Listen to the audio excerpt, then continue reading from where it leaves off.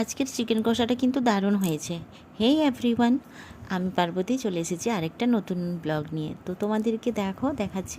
আজকে সকাল সকালই বৃষ্টি আরম্ভ হয়ে গেছে, কিন্তু তাও আমি ভাবলাম আজকে চিকেনটা একটু বানাবো, তো একটু অন্য রকমের বানাবো। এই যে এখানে ম্যারিনেট করে নিয়ে নিলাম চিকেনটা, আর তার সাথে দিয়ে দিলাম এখানে তেলে ভাজা হতে হতে আমি তখন মশলাগুলো বেটে নেব। তাই ভাবছি যে মশলার মধ্যে এই যে পেঁয়াজ কুচি আমি কেটে নেব, তার সাথে নিয়ে নেব আদা রসুন কাঁচা লঙ্কা দিয়ে একটা পেস্ট করে নেব।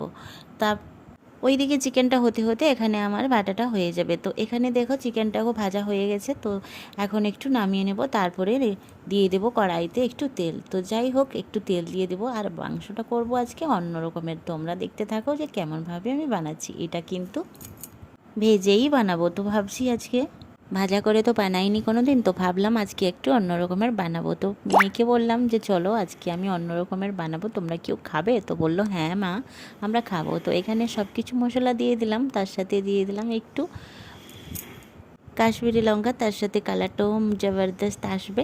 আর এটা কি বলো তো, তোমরা যেমনভাবে মাংসটা কষো সেই ঠিকভাবেই ভাজা হবে মশলাটা। আর তার সাথে কিন্তু এই চিকেন ফ্রাইটা দিয়ে দিলাম। তো চিকেন ফ্রাইটা হতে হতে এই যে কালারটা দেখো, এত সুন্দর গন্ধ আসছে না, আমাকে তো উফ যা লাগছে।